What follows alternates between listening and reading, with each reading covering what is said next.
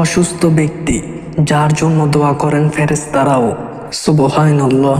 আপনি একজন মুমিন হিসেবে অন্য এক মুমিন মুসলিমের জন্য অসুস্থ হলে কি দোয়া পড়বেন, আজকে সেই সম্পর্কে কোরআন ও হাদিস থেকে আলোচনা করব ইনশাআল্লাহ। প্রতিনিয়ত আমরা বিভিন্ন রোগ ব্যাধিতে আক্রান্ত হই, আর বিভিন্ন কারণে মানুষ অসুস্থ হতেই পারে, এটাই স্বাভাবিক। সুস্থতা সৃষ্টিকর্তার এক বিশেষ নিয়ামত। এই নিয়ামতের শুকরিয়া সবসময় আদায় করা উচিত। আমাদের আত্মীয় স্বজন এবং পাড়া প্রতিবেশী অসুস্থ হলে তাদের জন্য আমাদের কিছু করণীয় রয়েছে। অসুস্থ ব্যক্তিকে দেখতে যাওয়া, তার সেবা শুশ্রূষা করা, তার জন্য উপযুক্ত খাদ্য সামগ্রী নিয়ে যাওয়া ও তার খোঁজ খবর নেওয়া ইসলামী শিক্ষার অন্তর্ভুক্ত। অসুস্থ ব্যক্তিকে দেখতে যাওয়া অনেক পুণ্যের কাজ।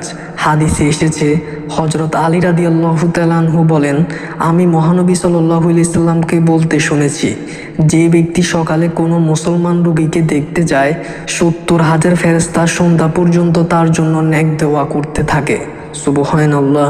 যে ব্যক্তি সন্ধ্যায় কোনো মুসলমান রোগীকে দেখতে যায়, পরদিন সকাল পর্যন্ত ৭০,০০০ ফেরেশতা তার জন্য নেক দোয়া করতে থাকে। সুবহানাল্লাহ। আর তাকে জান্নাতের একটি বাগান দান করা হয়।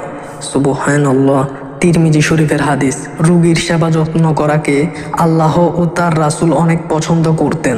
এমনকি অসুস্থ ব্যক্তির সেবা যত্নকে স্বয়ং আল্লাহ তাআলার সেবা যত্নের সঙ্গে তুলনা করা হয়েছে। সুবহানাল্লাহ। হাদিসে এসেছে, হযরত আবু হুরায়রা রাদিয়াল্লাহু তাআলা আনহু থেকে বর্ণিত, তিনি বলেন, মহানবী সাল্লাল্লাহু আলাইহি সাল্লাম বলেছেন, আল্লাহ তাআলা কিয়ামতের দিন মানুষকে ডেকে বলবেন, হে আদম সন্তান, আমি অসুস্থ হয়েছিলাম, তখন তুমি আমাকে দেখতে সেবা যত্ন করতে আসনি।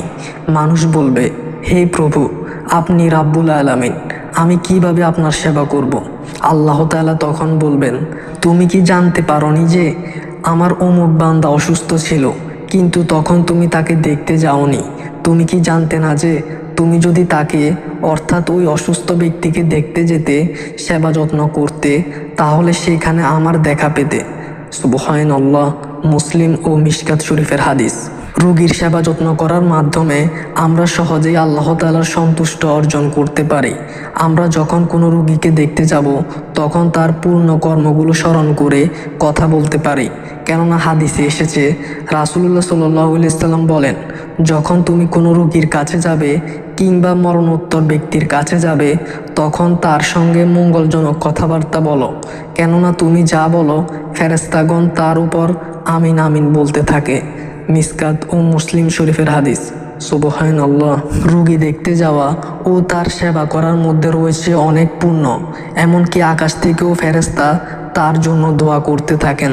যেভাবে হাদিসে এসেছে, হযরত আবু হুরায়রা রাদিয়াল্লাহু তাআলা আনহু থেকে বর্ণিত, রাসূলুল্লাহ সাল্লাল্লাহু আলাইহি সাল্লাম বলেন, যে ব্যক্তি কোনো অসুস্থ ব্যক্তিকে দেখতে যায়, তখন আকাশ থেকে এক ফেরেশতা তাকে লক্ষ্য করে বলতে থাকে, মোবারক হও এবং মোবারক হোক তোমার এই পথ চলা, এবং তুমি জান্নাতে একটি স্থান করে নিলে। ইবনে মাজাহ শরীফের হাদিস। সুবহানাল্লাহ। রোগীর অসুস্থতার জন্য আমাদেরকে দোয়া করতে হবে। হযরত ইবনে আব্বাস রাদিয়াল্লাহু তাআলা আনহু থেকে বর্ণিত আছে, রাসূলুল্লাহ সাল্লাল্লাহু আলাইহি সাল্লাম একজন বেদুইনকে দেখতে গেলেন, আর তার নিয়ম এই ছিল যে যখন তিনি কোনো রোগীকে দেখতে যেতেন, তখন বলতেন, লা বাসা তুহুরুন ইনশাআল্লাহ, অর্থ ভয় নেই, আল্লাহর মেহেরবানিতে আরোগ্য লাভ করবে ইনশাআল্লাহ। বুখারী ও মুসলিম শরীফের হাদিস। হযরত আয়েশা রাদিয়াল্লাহু তাআলা আনহু বলেন, আমাদের মধ্যে কেউ যখন অসুস্থ হতো, তখন রাসূলুল্লাহ সাল্লাল্লাহু আলাইহি সাল্লাম তার ডান হাত রোগীর শরীরে বুলাতেন এবং বলতেন, আসহাবিল বাসা রব্বানা নাসি ওয়াশফি আনতাশ শাফি লা শিফাআ ইল্লা শিফাআউকা শিফাআ লা ইউগাদিরু সুকমা, অর্থ, হে মানুষের প্রতিপালক, এই রোগ দূর করো এবং আরোগ্য দান করো, তুমি আরোগ্য দানকারী, তোমার আরোগ্য ব্যতীত কোনো আরোগ্য নেই, এমন আরোগ্য যা বাকি রাখে না কোনো রোগ। বুখারী ও মিশকাত শরীফের হাদিস।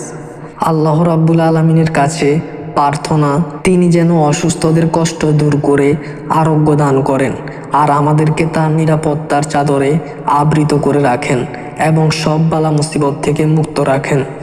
আমিন।